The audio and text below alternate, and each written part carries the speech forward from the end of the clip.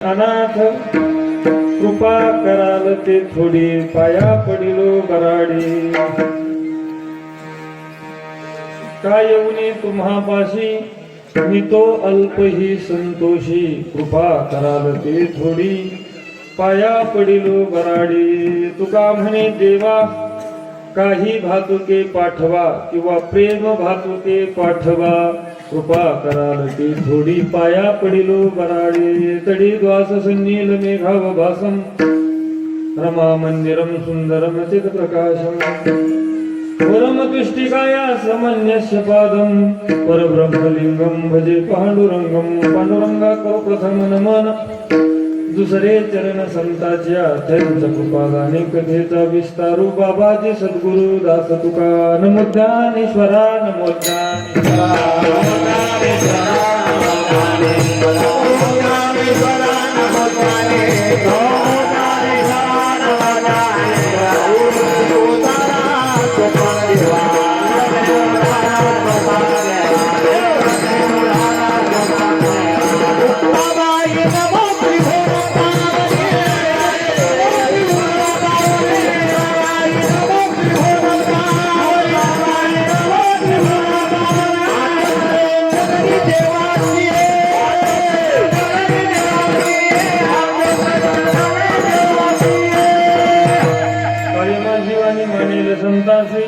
रंजवूचिताशी अपुर्या वचनैका कमळापती. माझे रंकाची विनंती कर जोडितो कथे काळी. आपण असावे जवळी. नमो सद्गुरु तुकया ज्ञानदीपा, नमो सद्गुरु सच्चिदानंद रूपा. नमो सद्गुरु भक्त कल्याण मूर्ती, नमो सद्गुरु भास्करा पूर्ण कीर्ती.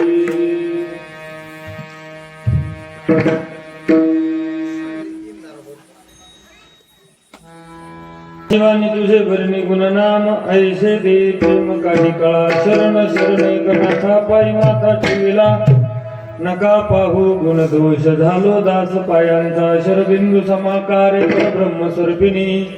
वासरा पीठ निलये सरस्वते नमस्तुते. जयांचे केले स्मरण, होय सकल विद्येंचे अधिकरण. तेची वंदू श्री चरण श्री गुरूंचे. ते नमस्कारोनी आता शिव भोळा चक्रवर्ती. त्याचे पाय माझे चित्ती वाचे, बदता शिवनाम. तयान बाधे क्रोध काम. विठ्ठल विठ्ठल.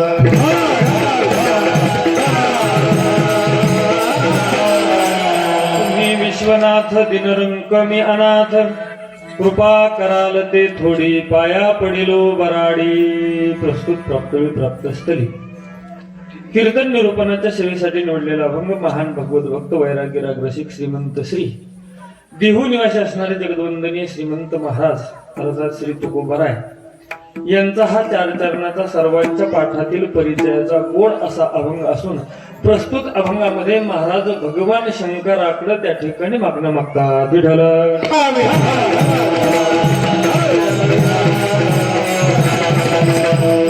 सेवेला प्रारंभ करण्यापूर्वी छोटा अल्पपरिहार. पवित्र पवन क्षेत्र भालगाव या ग्रामामध्ये भगवान रामेश्वराच्या ग्रामदैवत हनुमंतरायाच्या कृपेने माऊली ज्ञानोबाराय तुकोबाराय यांच्या आशीर्वादाने आणि समस्त गावकरी मंडळी भालगाव संपूर्ण गावकरी मंडळीच्या एकोप्याने प्रतिवर्षी क्रमाने चालत असलेला नामसप्ताह आदरणीय श्री गुरुवर्य अण्णाच्या प्रमुख उपस्थितीमध्ये प्रतिवर्षी क्रमाने महाशिवरात्रीचा औचित्य साधून हा कार्यक्रम अवधेतपणे या ठिकाणी चालू आहे. चालू वर्षातील ही जागराची अर्थात महान अशा पर्व काळावरती असणारी शिवरात्रीची सेवा तुम्हा सर्वांच्या वतीनं गावकऱ्यांच्या वतीनं कार्यक्रमाचे आयोजक संयोजक या सर्वांच्या वतीनं गावातील असणारे हरिभक्तीपरायण ज्ञानेश्वर भाऊ कोलते यांच्या विशेष निमंत्रणाने ही सेवा मला प्राप्त झाली. या सेवेला सत्संगत करण्यासाठी पूजनीय आदरणीय गुरुवर्य वसंत अण्णा तर आहेच. अण्णाच्या चरणावर त्या ठिकाणी नतमस्तक होतो. त्यानंतर हरिभक्तीपरायण बाळानंद महाराज सुराशे मृदंगाच्या साथीला त्या ठिकाणी अतुल महाराज शिलावंत जालना आदी करून संपूर्ण त्या ठिकाणी टाळकरी मंडळी विनेकरी बाबा गेवराईचे बाबा समेत असणारे हरिभक्तीपरायण श्रीराम भाऊ आमचे ज्ञानेश्वर भाऊ पेटी मास्तर गोड असे साऊंड सिस्टम आणि आपण सर्वजण सर्वांचे परिचय नसल्यामुळं मस्तक माझे पायावरी या वारकरी संतांच्या तुमच्या संपूर्ण टाळतरी असेल देवरूप तुम्ही सगळे श्रोते तुमच्या सर्वांच्या चरणावर नतमस्तक होऊन संकल्पित वेळेपर्यंत अभंगाचा भाव पाहायचा. अभंग श्रीमंत श्री तुकाराम महाराजांचा आहे. अभंग 4 चरणाचा आहे. बहुतेकांच्या पाठातील परिचयाचा त्या ठिकाणी गोड अभंग आहे. आणि प्रस्तुत अभंगामध्ये महाराजांनी त्या ठिकाणी भगवान काशी विश्वनाथाकडे अर्थात भगवान शंकराकडे भोलेनाथाकडे त्या ठिकाणी मागणी केलेली आहे. पण मागणी ही प्रतिज्ञात्मक मागणी आहे. मागणीमध्ये प्रतिज्ञा असते पण प्रतिज्ञेमध्ये मागणी नसते. प्रस्तुत अभंगामध्ये महाराजांनी त्या ठिकाणी मागणी केली. या अभंगाचं चिंतन करत असताना या अभंगावर थोडासा जर प्रकाश टाकला तर गाथ्यामध्ये जी काही प्रकरण आहे त्यापैकी हा प्रकरण पत्रिका प्रकरणातील अभंग आहे. आणि आपल्या नियोजित वेळेमध्ये अभंगाचा स्पर्श त्या ठिकाणी अभंगाचं निरूपण त्या ठिकाणी आपल्याला करायचं आहे. आजचा जो दिवस आहे आपल्या गावामध्ये भगवंताच्या कृपेने प्रतिवर्षीप्रमाणे या शिवरात्रीच्या पर्व काळात सप्ताह आहे. आज परिसंगतेचा म्हणजे आज जागराची सेवा आहे. उद्या तुमच्या कीर्तनात गावातल्या या सप्ताहामध्ये उद्या संध्याकाळी या ठिकाणी कीर्तन नाही. उद्या दुपारी काल्याच्या कीर्तनाने सांगता होणार आहे. वारकरी संप्रदायाचं अलिखित म्हणून या ठिकाणी मागणी करावी. आणि या प्रस्तुत अभंगामध्ये आज शिवाची रात्र महाशिवरात्र आहे. आणि मग त्या भगवान भोलेनाथाचंही वर्णन व्हावं आणि ज्याच्या कृपेने आपण वर्षभर गावामध्ये आनंदाने सुखकारक जगतो त्या भोलेनाथाकडे काहीतरी याचना करावी मागणी करावी या उद्देशाने प्रस्तुत अभंग मी तुमच्या समोर ठेवलेला आहे. क्रमाक्रमाने आपल्याला या अभंगाचं चिंतनही त्या ठिकाणी करायचं आहे. या ठिकाणी श्रीमंत याचना करणारे मागणारे पण प्रतिज्ञापूर्वक मागणारे श्रीमंत श्री तुकाराम महाराज आहे. ज्यांच्याकडे मागणी करतात ते भगवान भोलेनाथ आहे. आणि आज त्या भोलेनाथाची रात्र आहे. त्याला महाशिवरात्र असं त्या ठिकाणी म्हणतात. शिवरात्र रात्र म्हणजे रात्रच पण शिव म्हणजे काय तर शिव म्हणजे कल्याण असाही एक अर्थ होतो. कल्याणाची रात्र 365 दिवसामध्ये कोणती आहे तर उत्तम शिवरात्र. शिवरात्र सगळ्यामध्ये उत्तम आहे. ही कल्याणाची त्या ठिकाणी रात्र आहे. कल्याण कल्याण म्हणजे काय तर आत्मकल्याण त्या ठिकाणी स्वस्वरूपाची जाणीव आत्मसाक्षात्काराची ओळख आजच्या रात्रीला आपल्याला त्या ठिकाणी करून घ्यायची. म्हणून आजच्या रात्रीला नव्हे आजच्या संबंध दिवसभराच्या संबंधानं जर बोलायचं झालं तर आज विशेषतः भगवान शंकराचं भजन करावं. भगवान शंकराचं त्या ठिकाणी पूजन करावं. आणि अल्प भजनामध्ये आणि अल्प पूजेमध्ये त्या ठिकाणी लवकरात लवकर प्रसन्न होणार दैवत म्हणजे भगवान शंकर आहे. विठ्ठल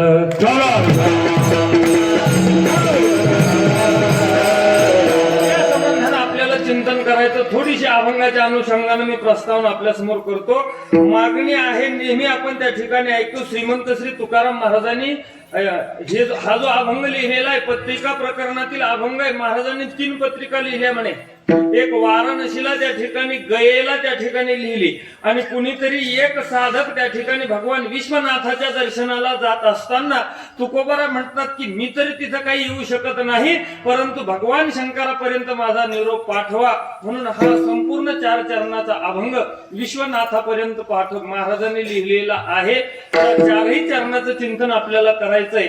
पण प्रस्तावनेसाठी थोडस त्या ठिकाणी चिंतन आपल्याला असं करायचं. श्रीमंत श्री तुकाराम महाराज या प्रस्तुत अभंगामध्ये मागणं मागतात. याचना करणारे श्रीमंत श्री तुकाराम महाराज आहे. आणि ज्यांच्याकडे मागायला लागलेले आहे ते भगवान शंकर आहे. तो भगवान महादेव आहे. मागणी केव्हा सिद्ध होते या संबंधानं जर चिंतन करायचं म्हटलं तर याचक आणि दाता हे दोघ जण एकत्र यावं लागते त्यावेळेस मागणी सिद्ध होते. इथं देणारे म्हणजे दातृत्ववान कोण आहे तर भगवान शंकर आहे आजच्या अभंगामध्ये.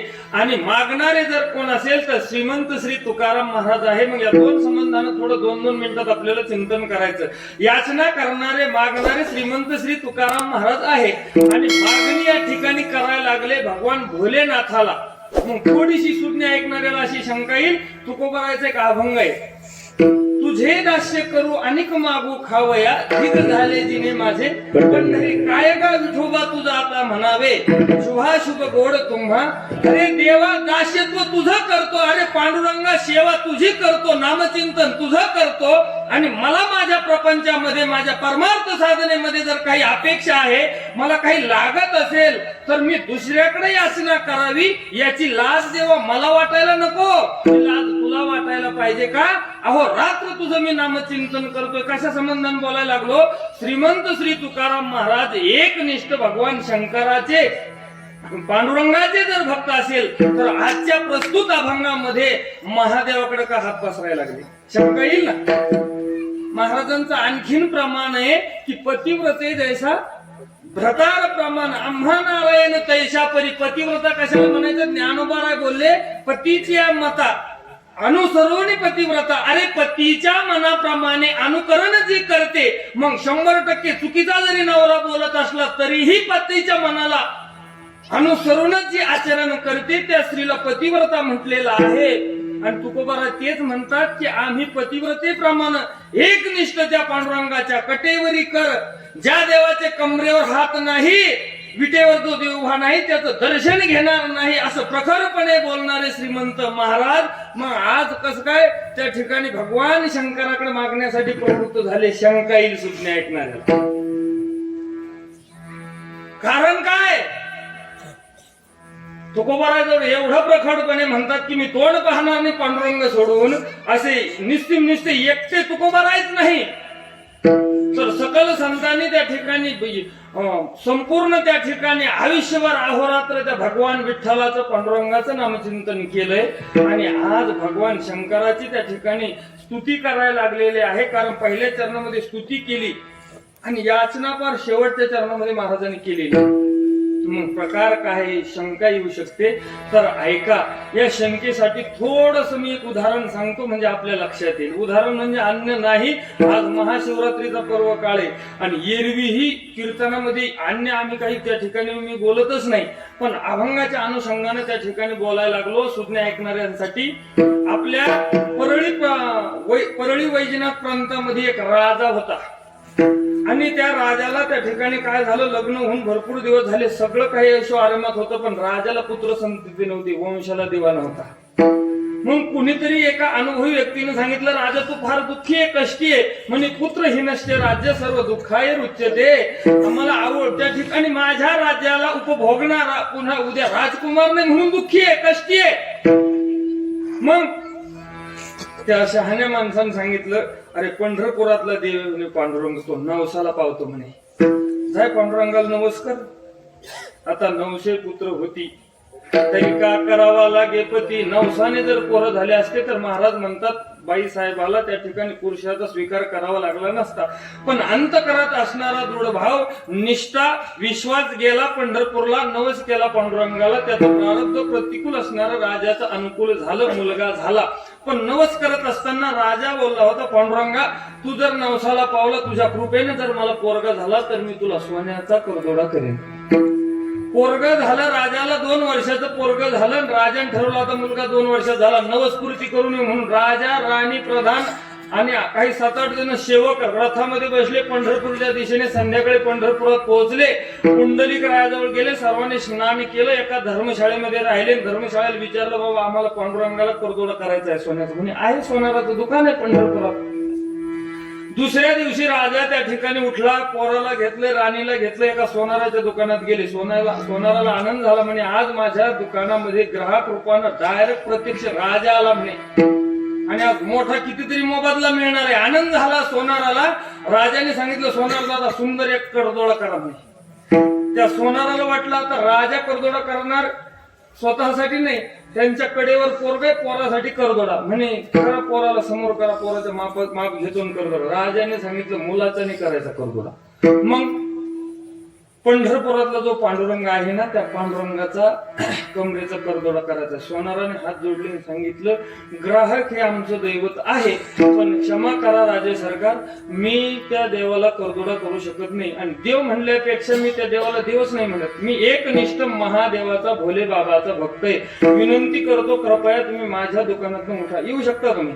आणि राजाने सांगितलं, बाबा रे पंढरपुरात अन्य दुसरं सोनाराचं दुकान नाही, एक करदोडा कर, तुला काय जातं. राजा सोनाराने सांगितलं, राजे सरकार तुम्ही काही म्हणा, मला वाटेल ती शिक्षा द्या, पण मी करदोडा करणार नाही.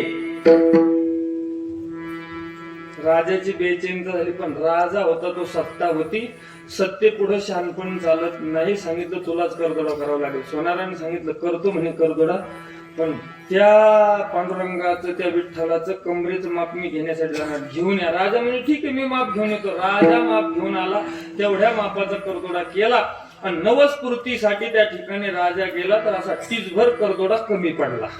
राजा पुन्हा आला, अरे सोनार दादा टीचभर कमी पडतोय रे. आला सोनारानं टीचभर वाढून गेला, नवस्फूर्तीसाठी गेला, टीचभर वाढला. ए सोनारा रे नीटकर, टीचभर वाढला. आता कमी करायला गेलं की टीचभर कमी पडायचा आणि वाढवला की टीचभर वाढायचा. बेचैन झाला सोनार.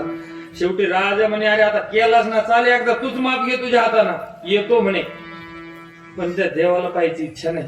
पाप होईल म्हणे त्या माझ्या डोळ्याने त्याला पाहिलं तर.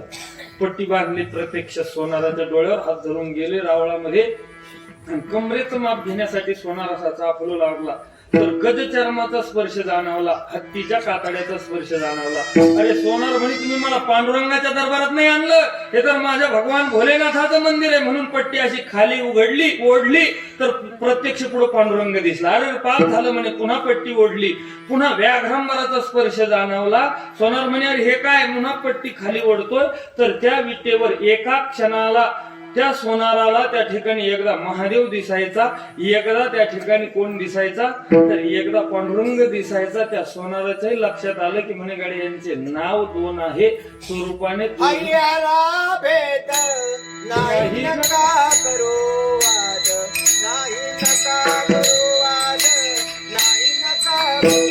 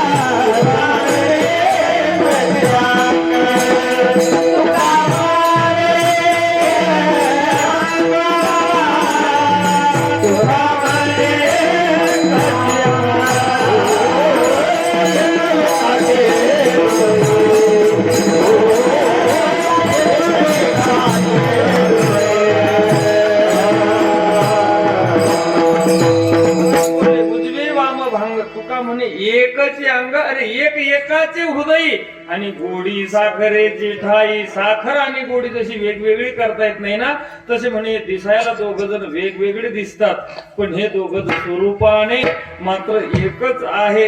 असं ज्या सोनाराला त्या दिवशी कळालं, त्या सोनाराचं नाव आहे संत श्री नरहरी नाव आहे सोनार. त्या सोनार दादाला त्या ठिकाणी कळालं. त्याच पद्धतीनं तुकोबाराय सामान्याने पंचम वेद निर्माते, वेदाचं काय म्हणणं आहे, वेद प्राकृतात मध्ये जर कोणी आणला असेल तर श्रीमंत श्री तुकाराम महाराजांनी त्यांना यथार्थ ज्ञान त्या ठिकाणी आहे. आणि म्हणून श्रीमंत श्री तुकाराम महाराज म्हणतात भगवान पांडुरंग काय आणि भगवान भोलेनाथ काय, फक्त यांचे दिसायला दोन वेगवेगळे रूप आहे, स्वरूपाने मात्र दोघ जण एकच आहे. Yeah.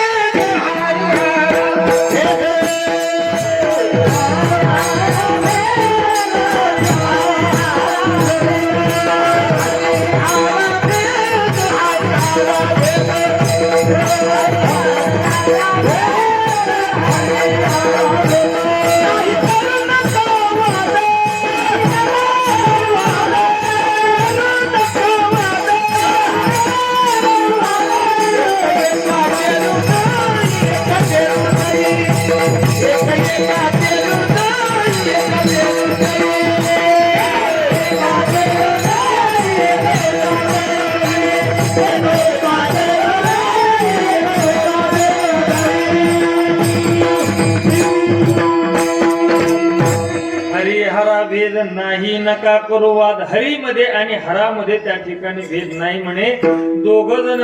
आणि आपला संप्रदाय सांगणारा ते ना तुका म्हणे भेदा भेद आणि गेला वाद खंडोनी. भेद अभेद अभेद दृष्टीवर जे पोहोचलेले आहे ते श्रीमंत श्री तुकाराम महाराज आहे. काय म्हणायचं तुकोबराय संबंधानं तर ऐसा ज्याचा अनुभव विश्वदेव सत्य ते श्रीमंत श्री तुकाराम महाराज आहे. आणि मग त्यांना पांडुरंग काय आणि त्या ठिकाणी भगवान शंकर काय त्यांच्या जवळची अभेद दृष्टी गेली असल्यामुळं श्रीमंत श्री तुकाराम महाराजांनी त्या ठिकाणी विश्वनाथाकडे त्या ठिकाणी पत्र लिहिलेलं आहे. बरं ठीक आहे, तुकाराम महाराजांनी विश्वनाथाला त्या ठिकाणी पत्र लिहिलं. मग दाता संबंधानं थोडस चिंतन करायचं. दाता त्या ठिकाणी कोणाला म्हटलेलं आहे? दाता पहिली गोष्ट त्या ठिकाणी उदार असावा, दुसरी गोष्ट स्वातंत्र्य असावा आणि तिसरं देण्यासाठी समर्थ असावा. मग या तिन्ही गोष्टी तीन गुणाने युक्त आमचे भगवान भोलेनाथ बाबा त्या ठिकाणी आहे का? या संबंधानं जर विचार केला तर हो, भगवान शंकर समर्थ आहे. कर्तुम अकर्तुम अन्यथा कर्तुम या तिन्ही शक्ती भगवंताजवळ भगवान शंकराजवळ त्या ठिकाणी आहे. देण्यासाठी भगवान शंकर समर्थ आहे. भगवान भोलेनाथाच्या बाबाच्या संबंधात जर चिंतन करायचं समजलं तर एकदा पार्वती आई साहेबांना हट्ट केला होता. म्हणजे देवा तुम्ही असे स्मशानीचा देव स्मशानामध्ये किती दिवस राहता म्हणे. जोपर्यंत तुम्ही एकटे होते तोपर्यंत कुठं राहिलात काय काही नव्हतं म्हणे. आता पण आपले 2 पोरं आहे, मी तिसरी तुम्ही चौथे. किती दिवस स्मशानात? आता कुठंतरी नाही मोठं घर पण निदान संभाजीनगर सारख्या ठिकाणी 1 BHK 2 BHK घ्या म्हणे एखादा. आता ते महादेव आहे, ते महादेवाचं कोणतंही काम मोठंच आहे. महादेव म्हणे मग 1 BHK त्याच्या नांदीला महादेवानं घर बांधलं. असं टोलेजन घर बांधलं महादेवानं. मग पार्वती आई साहेब एवढं नादर एवढं मोठं घर बांधलंय, त्या घराची वास्तुशांती आली पाहिजे. वास्तुशांतीला कोण तर तत्कालीन एकच विद्वान ब्राह्मण होता, रावण महाराज. रावणाला आणलं, रावणाच्या हातानं महादेवाच्या घराची वास्तुशांती आली. वास्तुशांती संपली, महादेव निघाले. रावण महाराज निघाले. महादेव म्हटले ब्राह्मण देवा चाललात तुम्ही, पण दक्षिणेचे काहीच बोलला नाही. दक्षिणा काय लागते म्हणे मी तुमचा निश्चिम भक्त आहे, मला काय दक्षिणा आहे? आई साहेब पार्वती गेल्या म्हणजे नाही नाही नाही नाही, तुम्ही पूजा केली ना, एवढं मोठं घर बांधलंय, मग घराला शोभल अशी दक्षिणा मागा म्हणते. त्यावेळेस वेळेस तुम्हाला सुट्टी. रावण महादेवाकडे गेला म्हणजे मग तुम्हाला दक्षिणा द्यायची ना, तर ज्या घराची वास्तुशांती केली मी ते घरच मला देऊन टाका. ती होती लंका सोन्याची, ही खरी महादेवाची. मला बोलायचं काय? महादेवाची बांधलेली लंका, महादेवाने एक मुक्काम पण नाही केला त्या घरामध्ये, पण रावणानं याचना केली, कसलाही विचार केला नाही, घेऊन टाक. आत्मलिंग दिलं, याच्यापेक्षा काय उदारता पाहिजे? महादेव त्या ठिकाणी होतं. जुन्या कीर्तनकार मंडळी ते नेहमी महादेव संबंधाने एक उदाहरण सांगायचे. भगवान शंकराचा भक्त होता म्हणे. महादेवाच्या पिंडीजवळ गेला आणि भगवान शंकराचं 8 दिवस अनुष्ठान केलं. ओम नमः शिवाय नमः शिवाय. 8 दिवसातच महादेव प्रसन्न झाले. वरमगुरू काय पाहिजे? निश्चिम भक्त होता, एकनिष्ठ भक्त होता. त्या महादेवाच्या भक्तांनी सांगितलं देवा माझी एकच इच्छा आहे. काय म्हणे? मला असं काही द्या की ते कधीच सरलं नाही पाहिजे, असं द्या. महादेव म्हणे ठीक आहे. तर महादेवाच्या पिंडीवर असे इंद्रायणी तांदूळ पडलेले होते, असे पावसाळ्यावरती घेऊन टाक म्हणे, कधीच सरणार नाही. महादेव अंतर्धान पावले. तो सेवक होता ना, तो भक्त होता महादेवाचा, तो थोडासा नाराज झाला. तो म्हणे महादेव प्रसन्न आले, देऊन काय दिले? पावसाळ्यात तांदूळ, पण कधीच नाही सरले पाहिजे म्हणून त्यांनी ते पिंडीवरचे ओढले. पुन्हा तेवढे तयारच, ओढले की तेवढे तयारच. 15 किलोचं गाठोडं झालं. बांधलं ते गाठोडं आणि ते म्हणे आता हे गाठोडं घरी नेऊन टाकू आणि पुन्हा उडू दिवसभर. ओढायचं आणि गठोडं बांधायचं, ओढायचं आणि गठोडं बांधायचं. त्यानं ते गठोडं उचललं, डोक्यावर घेतलं, दुसरं गठोडं तयारच भोले बाबांनी दिलेलं. हा घरी घेऊन चालला आणि हा म्हणे आता पटकन घरी टाकून येतो, दुसरं नाही आला येतो. म्हणून यानं दार वाजवलं. त्याच्या बायकोन दार उघडलं. म्हणजे कुठे गेलता? म्हणजे तांदूळ घेऊन आले. म्हणजे या घरात. तो घरात गेला आणि त्यांनी गाठोडं टाकले, दुसरं डोक्यावर तयार. कधीच नाही सरलं पाहिजे. तेवढी गाड्या जमलं. ओढायचं काम नाही आणि मंदिरातलं उचलूनही आणायचं काम नाही, फक्त आता खाली फेकायचे. त्यांना सप्ताह सुरू केला. 25-30 गठुडे फेकले त्यांना. ते वैतागलं ना, फेकू फेकू. उन्हाचे दिवस, घाम आला त्याला दरदरून. ते वैतागलं. तसंच डोक्यावर ते तांदूळ 15 किलो बसलं खुर्चीवर. बायको म्हणे लय दमलो मी, पाणी आण. तिनं ग्लास भरून पाणी आणलं. यानं एक घोट पिला तर दुसरा प्यायचंच काम नाही. ऑटोमॅटिक तोंडात तयारच. कधीच नाही सरलं पाहिजे. दुसरा तयार तो पेला, भरपूर पाणी पेलं त्यानं, पण ते पाणी किती वैतागला आता. तसाच गुळ ना बोलता येईना, बोबडे बोबडे बोललं ते बायको म्हणे जसा गुळ आण म्हणे, गुळ गुळ चावतो पाण्याचं गुळूनी करतो एका घोटात सगळं पिऊन घेतो म्हणे. म्हणून त्यानं गुळ आणला बायकोन, तोंडात टाकला, चावला गुळ, त्याचं झालं गुळूनी. पेतो पण काही सरेच ना. शेवटी एवढा गुळूनी केलं त्यानं, हे पोट फुटलं त्याचं, मेला तो. मेला. सगळ्या पाहुण्याला वेळेला फोन केला, ते मेला होता. ते म्हणे आता किती वेळ काढता, वेळ झाला, आपलं बाकीचे काम सुटली पाहिजे, उचला याला. नाहनीत आंघोळ घालायची, तिरीटीवर टाकत. म्हणून त्याला उचललं, नाहनीत नेण्यासाठी उचललं, ते तिथंच तयार, कधीच नाही सरलं नाही. आता एक तिथं झालं, ते म्हणे याची वाट नंतर लोक, याला आंघोळ घालू आधी. म्हणून आंघोळ घालायसाठी ते नेलं, तिथं स्नान घातलं त्याला, तिरडीवर उचललं, तर तिथं नाहनीत एक तयार. एक, हे दोन, आणि तिसरं तिरडीवर टाकलं. आता तिरडीवर टाकलं, चौघाला नाही, तिरडी उचलली, निघले. तर जिथून उचलली तिथं तिरडी पुन्हा तयार. राम बोल भाई राम, चालले स्मशानात. तिथं चिता रचली, गेले म्हणे. आता ते म्हणे एक नाही, अजून 3 म्हणे पडेल, तेवढे अन्न दिवसभर तेच होत आहे म्हणे आपल्याला. चिता रचलेली होती, चितेवर त्या ठिकाणी त्या प्रेताला ठेवलं, तर चौघाच्या खांद्यावर पुन्हा एक तयार. कधीच नाही सरलं पाहिजे. भगवान शंकर विचार नाही करत देताना. भस्मासुराचं उदाहरण सगळ्याला माहिती. एक दिवस विलंब झाला होता, महादेवाला चिता भस्मच नाही भेटलं, तर त्या भस्मासुरालाच वरदान देऊन टाकलं, कोणाच्या डोक्यावर हात ठेव म्हणे. हात ठेवला भस्म होशी. त्या भस्मासुराने एक दिवस प्रयोग महादेवावरच केला होता. मी सुंदर कोण आहे तुमच्या वाम भागी बसलेली? म्हणे माझी बायको पार्वती. म्हणे मग तुम्ही असे भुरपेटरून घे म्हणे, चिता भस्म लावता अंगाला साऱ्या, आणि एवढी नादर बायको तुम्हाला शोभती का? म्हणे मग तो काय म्हणणे, ती बायको मला शोभती म्हणे. ते म्हणे यार पण ती माझी ना. म्हणे देतो का नाही का, ठेवतो या डोक्यावर हात. एवढं बोलत दैवत आहे ते. ठेवून टाकलं होतं भस्मासुराला, ज्याच्या डोक्यावर हात ठेवून तो भस्म होईल. तसं आता हे चित्तेवर ठेवलं तर पुन्हा एक तयार. हे आता हे खांदेकरी वैतागले, ठेवून बाबा आता एक कौरव करणार. दुसरं ठेवलं, तिसरं तयार. तिसरं ठेवलं, 4 जणांनी युती केली. ठेवून हे पा 1, 2, साडे माडे 3 म्हटलं की 4 दिसेल, 4 पळू म्हणे. मग पाहू म्हणे कसं पडतं.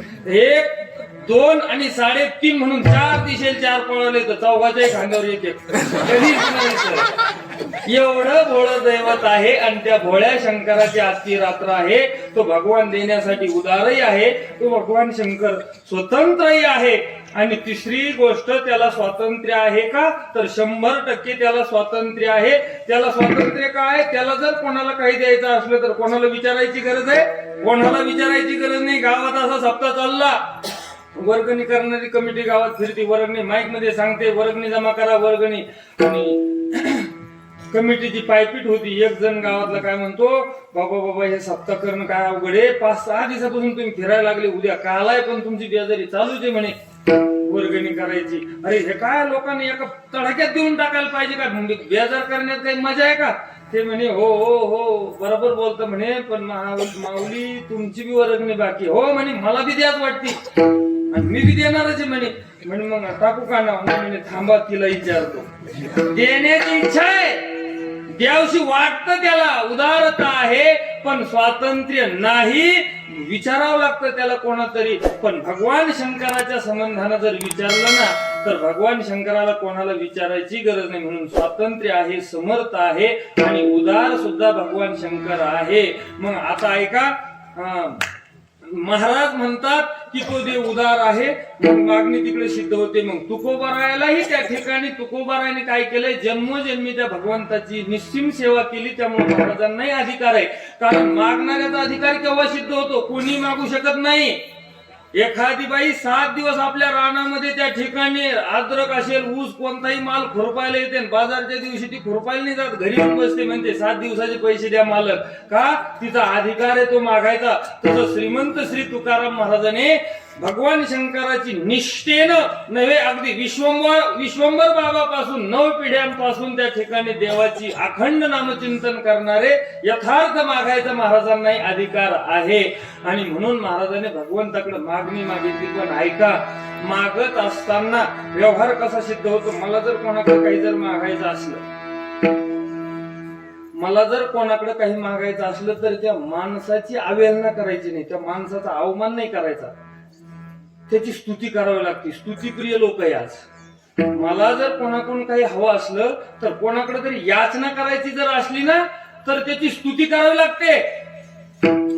उद्धटपणानं बोलून जर गेलो ना तर होणारं काम होत नाही. कानाला हात लावून आदरणीय अण्णाची माफी मागून एक उदाहरण सांगतो. गुरुनाम गुरु वैद्य बाबा एक उदाहरण सांगायचे. काम जर गुंतलं तर बोलावं कसं आणि बोलून कसं त्या ठिकाणी काम होत नाही. एका माणसाला 500 रुपयाची गरज होती. त्यानं गावातल्या शेठजीला सांगितलं, शेठजी मला 500 रुपये द्या. शेठ म्हणे ये घरी तुला 500 रुपये देतो. त्या माणसाला 2 पोरं होते. आता काम गुंतल्यावर त्याच्याकडून काहीतरी आणायचंय ना, मग कसं बोलावं. स्तुती नाही केली त्यानं. ते पोरग गेलं म्हणे. त्या शेठच्या घरी गेलं, त्या मारवाड्याच्या घरी गेलं. शेठ असं वरती माडीत होता. हे पोरग गेलं म्हणे शेठ आहे घरात. म्हणे आहे वरती माडीवर. पोरग गेलं खाली वरती माडीवर. तो शेठ जी उभा होता. पोरानं काय म्हणायचं होतं, मी आमक्याचं पोरग आहे, माझ्या बापानं 500 रुपये सांगितले द्या. पोरग गेलं मोठ्यानं दात काढले तिथं. म्हणे का रे का दात काढायला लागला, कोणाचा आहे तू. म्हणे आमक्याचा आहे. कसं काय आला. म्हणे 500 रुपयासाठी आला. बरं म्हणजे देतो, पण मग तो हसला कसं काय सांग. ते म्हणे जाऊ द्या ना. अरे हसला तर कोण सांग. ते म्हणे शेठजी मला याचं हसू आलं, तुमची ती पाहिलेली एवढी मोठी ढेरी तुमचं ते आवाढव्य शरीर. म्हणून मग याचं काय हसू आलं. म्हणून म्या अशी कल्पना केली शेठजी तर तुम्ही वरच्या वर माडीत जर मेला तर तुम्हाला खाली कसं आणावं, कारण माडीचा जिना छोटा आहे आणि एवढं मोठं शरीर जिन्यातून आणता येत नाही. अरे तुम्हाला कसं आणा म्हणे. आता मारवाड्याने त्याला पैसे दिले असेल का. 2 मुसकाडीत मारल्या त्याच्या खोलीत कोंडून टाकलं. आपलं मोठं पोरग येत नाही म्हणून बापानं लहान पोरग पाठवलं. जाय म्हणे दादा कसं काय विचारपूस करू नये. हा गेला आणि म्हणे खाऊ शेठजी माझा भाऊ आला होता. म्हणे तो बोलतो. म्हणे हा. मग ते पैसे, अरे ते दात काढले. कमून दात काढले. अरे ते असं असं म्हणतं म्हणे तुम्ही एवढे मोठे मेलात तर तुम्हाला खाली कसं आणू.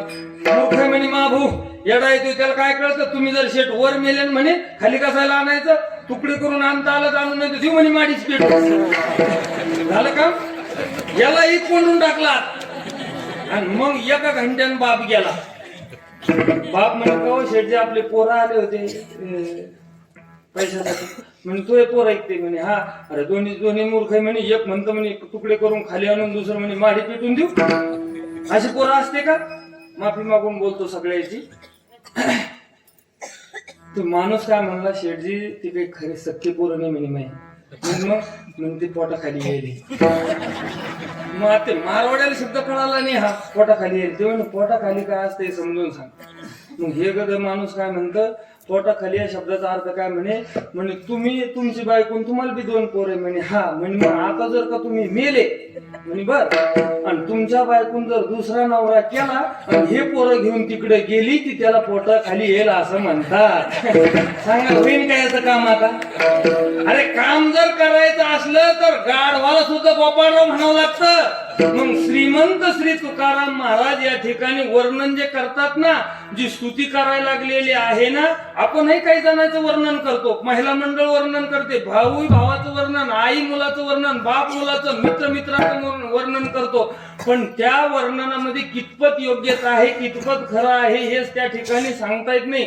ती वस्तुनिशी वर्णन त्या ठिकाणी महिला मंडळ त्या ठिकाणी सांगत असते की माझा जावई ना म्हणे. जावयाचं मोठेपण असतं महिला मंडळाला. माझा जावई फुलंब्रीला बस स्टँडला म्हणे दररोज 500 लोक जेव घालतो. दुसरी बाई म्हणे लयच मोठा जात आहे, काय करतो, काय व्यवसाय काय त्याचा. म्हणे नाही काही नाही, त्याची मेष आहे तिथं. म्हणजे हे वर्णन त्या ठिकाणी कसं आहे तर खरं शाश्वत त्या ठिकाणी वर्णन नाही. श्रीमंत श्री तुकाराम महाराजांनी इथं जे भगवंताचं वर्णन केलेलं आहे, जी स्तुती केलेली आहे ती त्रिकाला बाधित सत्य आहे की हे विश्वनाथा तुम्ही कसे आहात. अभंगाचं पहिलं तुम्ही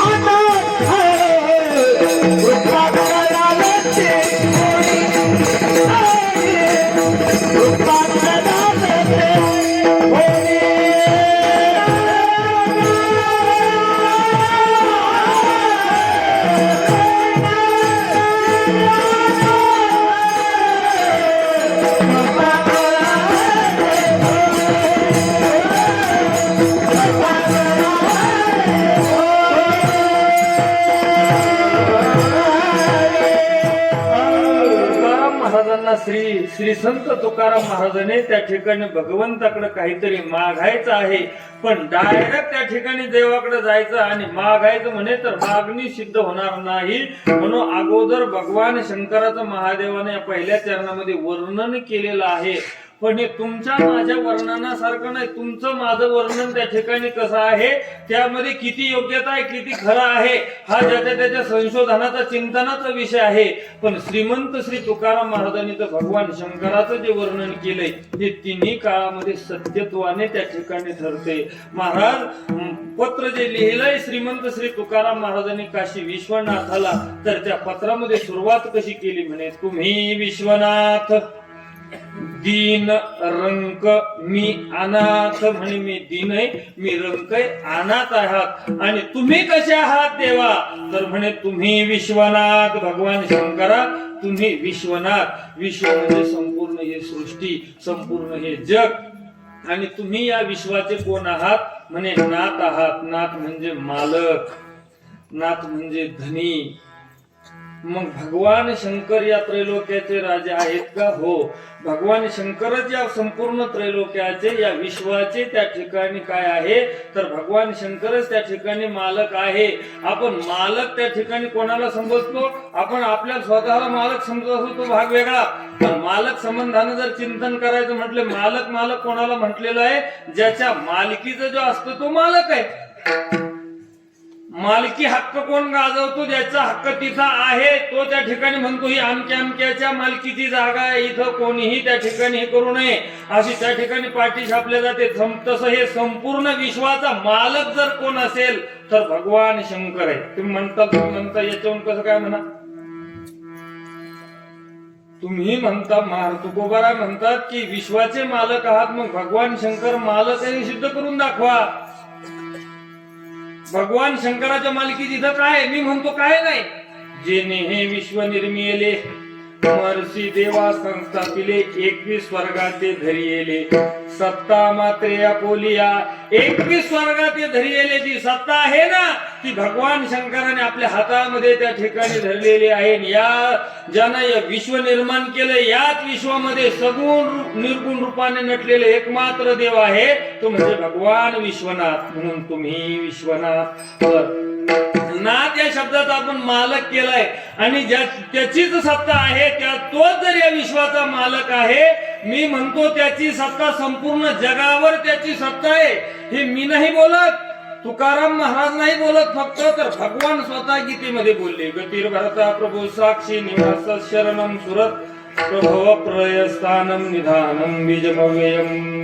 गतीर भरता प्रभू साक्षी, त्या ठिकाणी ज्ञानोबा या श्लोकावर त्या ठिकाणी काय बोलले, समुद्री पर्वती बैसकान सांडावी, समुद्री रेखा न ओलांडावी. पर्वत आहे म्हणे, पर्वत डोंगर आहे. पर्वत या जागेवरून दुसऱ्या जागेवर अद्याप गेला नाही, त्यानं त्याची जागा सोडली नाही. ही सत्ता भगवंताची आहे. अनेक मोठमोठाले धरणे, ज्यादा जर बरसात झाली तर ते रस्ते, त्या दरवाजे मोकळे करावे लागते का, ओव्हरफ्लो पाणी ज्यादा झालं. पण कितीही बरसात झाली, आजपर्यंत असं पेपरला टीव्हीवर बातमी आली का की समुद्रापासून धोका आहे, समुद्र ओव्हरफ्लो झाला, त्या ठिकाणी दरवाजा मोकळा करा समुद्राचा, समुद्री रेखा न ओलांडावी. ही आज्ञा कोणाची आहे? अहो त्या भगवान शंकराची त्या ठिकाणी. म्या बोलविल्या वेदू बोले, म्या चालविल्या सूर्य चाले. Oh,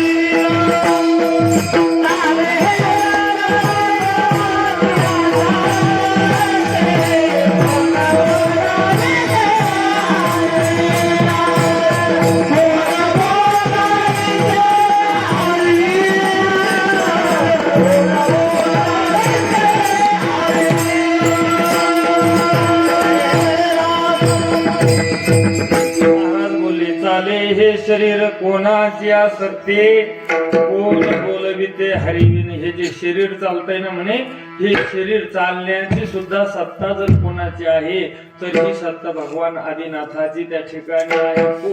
कोण बोलविते हरिविन. बोलणं देखवी ऐकवी एक नारायण.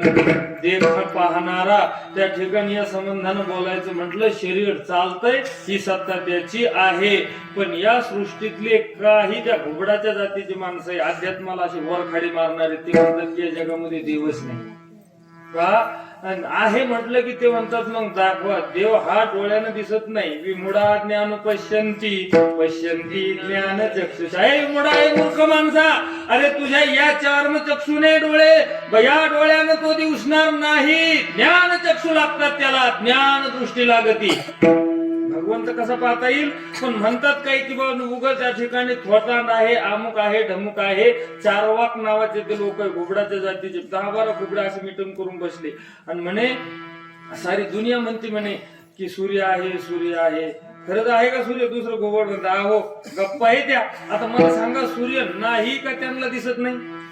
सूर्य त्या ठिकाणी अनुभूती येते, त्यांना पण दिसत नाही. तसे घुबडाच्या जातीच्या सृष्टीमध्ये काही माणसं आहे ती चर्चा करतात की देवच नाही म्हणतात. हे देव हा त्या ठिकाणी तसा नाही. देव आहे. जसं या इथं हे लख प्रकाश आहे, माईक सिस्टम चालू आहे, याचा अर्थ लाईट आहे. लाईट हे काय याचं कारण आहे. तसं विश्व जे चालू आहे ना, तर या विश्वाचं कारण फक्त देव आहे.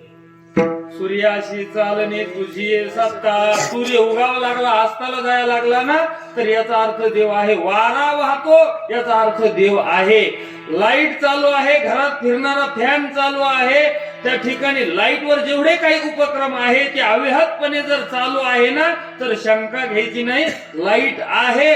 तसं मी बोलायला लागलो, चालायला लागलो, जिवंत आहे, तर शंका घ्यायची नाही, देव आहे.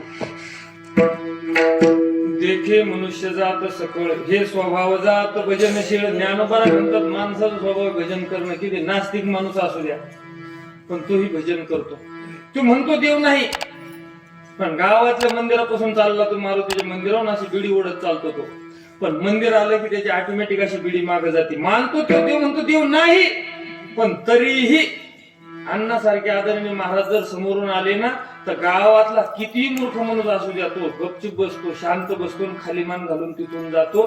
त्याला तो म्हणतो की देव नाही.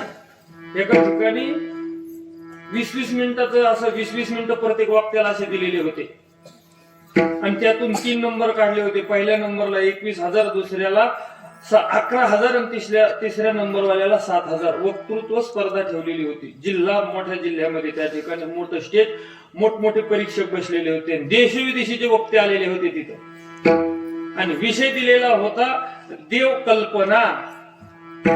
देव नाही, कल्पना आहे म्हणे देव. देव फक्त भीती आहे. तू जर हे केलं नाही तर देव होय करण, तू जर हे नाही केलं तर देव हे करण, आणि तू हे केलं तर देव प्रसन्न होईल. म्हणून असं त्या ठिकाणी म्हणून देव कल्पना, देव नाही या विषयावर बोला म्हणे. मग देशविदेशी वक्ते एक चांगला वक्ता उठला म्हणे, त्यांना तब्बल 21 मिनिटं असा बोलला तो, 1 नंबर बोलला. एक जण 25 वर्षाचा माळकरी होता म्हणे. त्या माळकऱ्याला अशी इच्छा झाली की तट सगळ्या माळी तोडून फेकून द्या. त्यांना 21 मिनिटात असं पटवून दिलं की या जगामध्ये देवच नाही. टाळ्यांचा कडकडाट झाला. तिथं झाला, इथं नाही. टाळ्यांचा कडकडाट झाला म्हणजे तीक्ष्ण ऐकायला लागली हे लक्षात आलं. पण एक खानदानी वारकरी बसलेले होते, ते उठले आणि त्याच्या पाठीवर शब्दाची स्थाप मारली. वा बाळा, 1 नंबर बोलला म्हणे, अप्रतिम. अरे काय शब्दशैली, काय वक्तृत्व आहे तुझं, शब्द फेक 1 नंबर आहे म्हणे. पण करे बाळा, हे कसं काय जमलं तुला. तो काय म्हटला, ही सगळी त्याची कृपा आहे. कोण म्हणला हो, ज्यांना 20 मिनिटं पटवून दिलं की या जगामध्ये देव नाही. म्हणजे त्या ठिकाणी देखे मनुष्य जात सकळ, स्वभाव जात भजन करणं.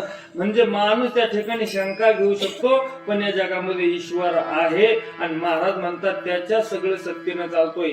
मी काय बोललो, अरे सगुणावर त्याची सत्ता हे विशेष नाही, निर्जीवावर सुद्धा त्याची सत्ता आहे. पर्वती बैसका, पर्वत हलत नाही ना, म्हणजे पर्वत निर्जीव आहे. त्याही निर्जीवार भगवान भोलेनाथाची त्या आदिनाथाची त्या ठिकाणी सत्ता आहे. मग सजीवावर नवल नाही. म्हणून या सृष्टीतलं सगळं कार्य जे होतंय ते त्याच्या सत्तेशिवाय त्या ठिकाणी होत नाही. महाराज म्हणतात ही सगळी तुझी सत्ता आहे. आणि तू कोण आहे तर ऐसा तो समर्थ ब्रह्मांडाचा धनी. आणि अभंगात आलंय नाथ. आणि हे नामदेव महाराजाचं प्रमाण आहे. तर तुकोबाराय म्हटले तुम्ही विश्वनाथ. नाथ शब्दाचा अर्थ आहे मालक. आणि इथं म्हटले नामदेव महाराज म्हटले ऐसा तू समर्थ ब्रह्मांडाचा धनी. धनी म्हणजे काय हो? धनी म्हणजे ही मालक.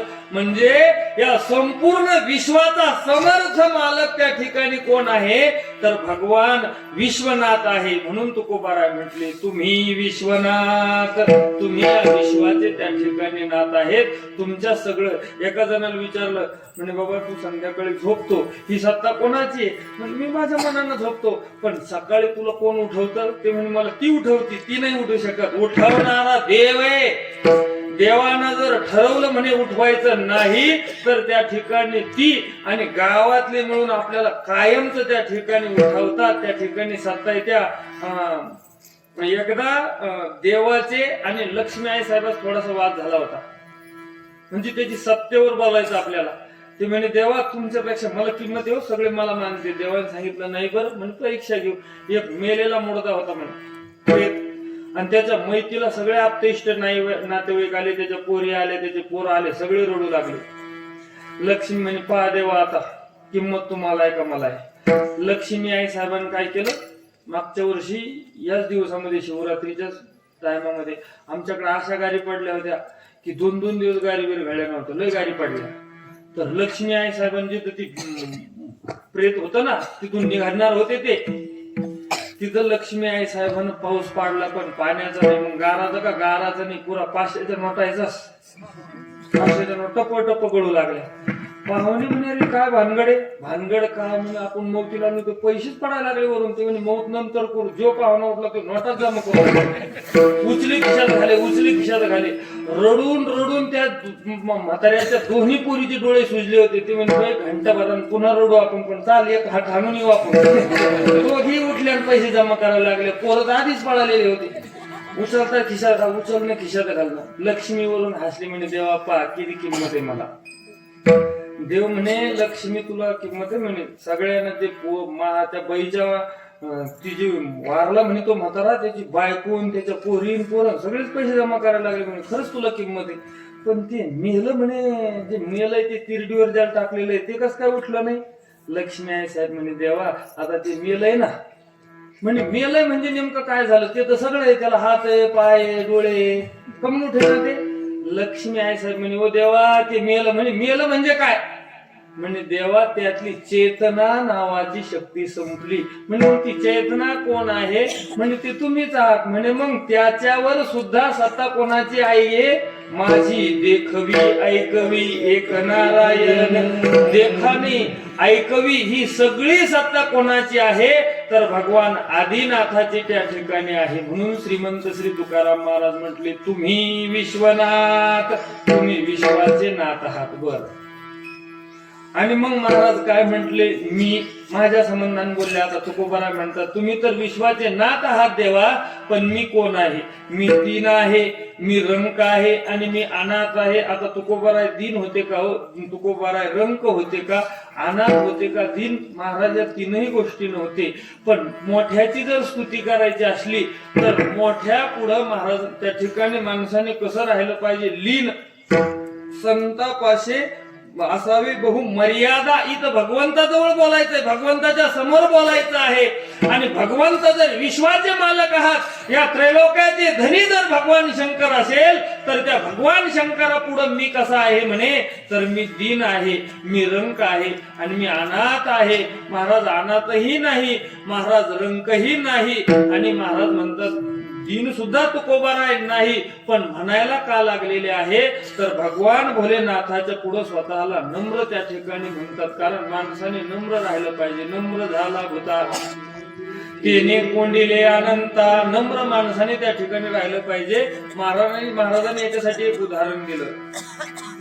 महापुरे झाडे जाती नदी असते म्हणे, नदी नदी, आणि त्या नदीला भला मोठा महापूर येतो आणि मग नदीच्या काठावर मोठमोठाले झाड उगलेले असते. मग ते महापूर आला तर त्या झाडाला काय म्हणतो, लिंबाच्या वडाच्या बाबळी झाडाला काय म्हणतो, हे खाली वाग. पण ते झाड अहंकारी राहतं ना, ते म्हणतं मी काय लिंबाचं झाड आहे, बाबळी झाड आहे, झुकणार नाही, वाकणार नाही. ते पाण्याच्या प्रवाहाचं एवढं सामर्थ्य असतंय, नाही वाकत का म्हणे, मुळा सकट उपटतं त्या झाडाला आणि डायरेक्ट खडकपूर्णा प्रकल्प, बिगर तिकीट गंगासागर. पण तुकोबाराय म्हणतात काठ सोडून द्या, नदीच्या मधोमध मेन प्रवाहामध्ये लव्हाळ नावाचं गवत राहतं म्हणे, अगदी सामान्य ते गवत. पण ते गवत पूर ओसरल्यानंतर सुद्धा ते लवा देवा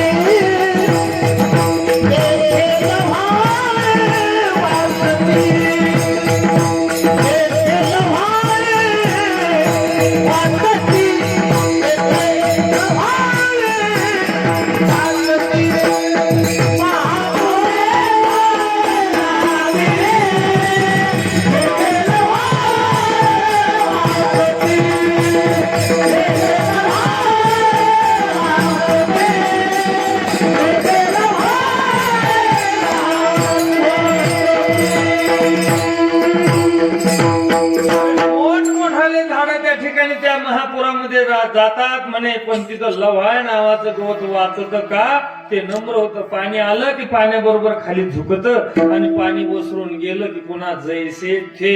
म्हणून नम्रपणा माणसाच्या अंतकरणामध्ये त्या ठिकाणी राहायला पाहिजे. आणि श्रीमंत महाराज ते ज्या अभंगामध्ये सांगतात की मी त्या ठिकाणी भगवान शंकरा भोलेनाथापर्यंत गेलो आणि तिथं नम्र ज्ञानोबाराय संबंधानं जर पाहिलं ना, तर ज्ञानोबाराय किती नम्र आहे हो, तुकोबाराय किती नम्र आहे. सगळ्यांना प्रसंग माहिती, फक्त स्पर्श करतो त्या घटनेला.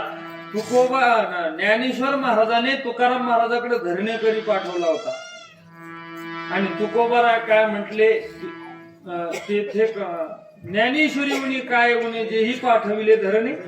अरे ज्ञानोबारा तुम्ही माझ्याकडे धरणं पाठावं, तुमच्याकडे काय कमी आहे त्या ठिकाणी. मग तुकोबाराय काय म्हटले, ज्ञानी यांचा गुरु राजा महाराव म्हणते ज्ञानदेव तुम्हाईशे आणि मज पामरा हे काय थोर. पामर आहे का तो तुकोबाराय, पण म्हणतात मला पामराला असं मोठेपण काय देता, पायीची वाहन पायी बरी. म्हणजे याच्या बोलण्यातून नम्रता दाखवतात. बहिणाबाई काय म्हटल्या, तुका झाला शे कळस भजन करीस. तुकोबाराय कळस आहे पण इथं वाहन म्हणतात. तुकोबाराय कळस आहे, वाहन म्हणतात. आपण राहतो वाहन आणि म्हणतो कळस. आपलं ज्ञानोबाराय संबंधानं ज्ञानोबाराय काय बोलले ज्ञानेश्वरी मध्ये, एरवी तरी मी मूर्खो जरी झाला असे अविवेकू तरी संत कृपा देखू स्वजू असे. किंवा आता उद्धरलो गुरु कृपे ज्ञानदेव म्हणे तरलो तरलो. इथं कृतज्ञता प्रकट केली निवृत्तीनाथाची. ज्ञानोबाराय हे उपगत ज्ञानी आहे. ज्ञान आणि ज्ञानोबाराय हे वेगवेगळे नाही, पण तरीही ज्ञानोबाराय काय म्हणतात, एरवी तरी मी मूर्ख. एरवी म्हणजे मी ज्ञानोबारायला मूर्ख म्हणून नाही घेतलं म्हणे. संत निवृत्ती नाथाची माझ्यावर जर कृपा झाली नसती तर एखाद्या वेळेस एरवी तरी मी मूर्ख. म्हणजे त्या ठिकाणी ज्ञानोबाराय म्हणतात हे सगळं जे घडलंय हे फक्त कशामुळे घडलंय, दादा निवृत्तीनाथामुळे त्या ठिकाणी घडलंय. वास्तविक पाहता ज्ञानोबाराय काही करील ते काय नो हे महाराज, पण तरीही ज्ञानोबारायच्या मुखात शब्द आहे. याचा अर्थ आमचा अध्यात्म त्या ठिकाणी आम्हाला नम्र बनायला शिकवतं. आणि म्हणून तुकोबाराय म्हटले, दीन रंक मी अनाथ. दीन महाराज दीनही त्या ठिकाणी नव्हते. रंग अतिशय रंग म्हणजे गरीब होते का त्या ठिकाणी महाराज. तुका म्हणे आम्ही त्रैलोक्याचे राजे, त्रैलोक्याचे राजे श्रीमंत श्री तुकाराम महाराज म्हणतात. आणि अनाथही तुकोबाराय त्या ठिकाणी नव्हते. अनाथ नव्हते तुकोबाराय त्या ठिकाणी सनाथ होते. आणि दीन कोणाला त्या ठिकाणी म्हटलेलं आहे, इंद्रियाचे दिने. आम्हा केलो नारायणे. इंद्रियाच्या ताब्यात जो असतो ना त्याला दिन म्हटलेलं आहे. दिन कोणाला म्हणायचं? दिन या शब्दाचा अर्थ मराठी शब्दकोशामध्ये गरीबही होतो, पण महाराजांच्या चिंतन संबंधानं बोलायचं तर दिन म्हणजे इंद्रियाच्या ताब्यात जो आहे त्याला दिन म्हटलेलं आहे. मग श्रीमंत श्री तुकाराम महाराज हे इंद्रियाच्या ताब्यात होते का महाराजांच्या ताब्यात महाराजांची इंद्रिय होते हो? महाराजांच्या ताब्यामध्ये इंद्रिय होते. तुकोबारायला कोणत्याच इंद्रियानं त्या ठिकाणी त्रास दिला नाही. तुकोबारायच्या चरित्रामध्ये येतं खीर प्यावशी वाटली होती महाराजाला, बनवायला लावली आवली आई साहेबाला. प्यायचे प्यायचे प्यायचे, एवढी पेले वीट आला. शेवटी खीर दिसली की उलट्या व्हायची, खीर पाडायची, तीच ओंजळून भरायची प्यायची. तीच जिभेला रसना नावाच्या इंद्रियाला काय म्हटले तुकाराम महाराज? लय प्या वाटली तुला खीर पी, उलटली की तीच पुन्हा वाचायचे नारड्यामध्ये. म्हणजे एकाही इंद्रियानं श्रीमंत महाराजाला त्रास दिला नाही. आणि मग कसं काय तुकोबाराय म्हटले दिन? याचा अर्थ मी दिन नाही, मी रंकही नाही, पण मोठ्याकडे त्या ठिकाणी बोलायला लागलेलो आहोत.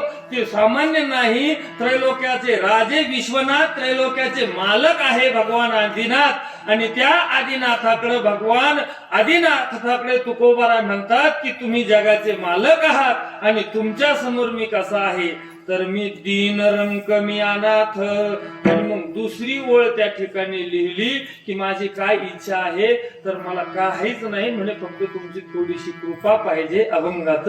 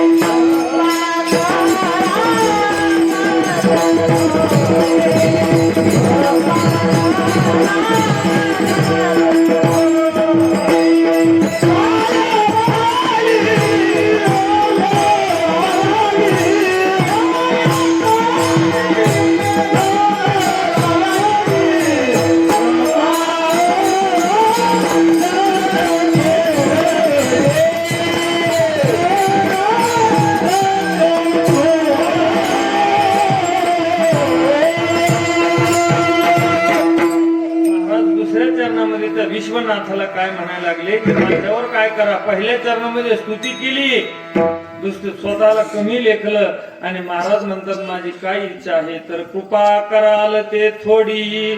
माझ्यावर त्या ठिकाणी तुम्ही कृपा करा. कृपा या जगामध्ये फक्त दोनच करत असतात, एक आहे भगवंत आणि दुसरे आहे संत. तिसऱ्याची कोणती कृपा? कृपावंत शब्द आपण एवढा खाली आणून टाकला. गावात लग्न लागलं तो गावातला माईक मास्टर म्हणतो लग्न लागलेलं आहे आणि आलेले पाहुणे मंडळी कृपया जेवून जा. तिथं कृपया करायला पाहिजे, तिथं का कृपा करा आणि जेवून घ्या अरे नाही. आदरणीय बाबा सांगायचे की एक माणूस आला म्हणे माझ्याकडे, 30ला तरुण आला, 30-32 वर्षाचा तरुण आला आणि म्हणे बाबा तुमची कृपा झाली माझ्यावर. देवाची कृपा झाली, भगवान भोलेनाथाची कृपा झाली. म्हणे कसं काय? म्हणे 32 रनिंग आहे माझं आणि माझं 2-4 दिवस झालं म्हणे लग्न झालं. बाबा काय म्हणायचे? अरे म्हणे ही देवाची कृपा नाहीये, ही त्या बाईची कृपा आहे की तिनं तुला ओरलं लग्न केलं, तिची कृपा आहे. कारण भगवंताची कृपा झाल्यानंतर तुमची प्रतिकूल परिस्थिती अनुकूल होईल. हा प्रतिकूल परिस्थिती अनुकूल होणं आणि भगवंताची कृपा होणं याचा कार्यकारण संबंध नाही. आपण एक तुकोबाराचं प्रमाण म्हणतो काही मी उद्धार पावेन, काही कृपा इथं ते सापडतं त्याचं उत्तर आपल्याला. अरे ईश्वराची कृपा होणं म्हणजे तुमचा प्रतिकूल प्रपंच अनुकूल होणं, तुमची बिघडलेली परिस्थिती सुधारणं ही ईश्वरी कृपा नाहीये. भगवान भोलेनाथाची कृपा म्हणजे आत्मउद्धार, त्या ठिकाणी जीवदशा जाणे आणि देवदशेला प्राप्त होणे ही ईश्वराची कृपा आहे. विठ्ठल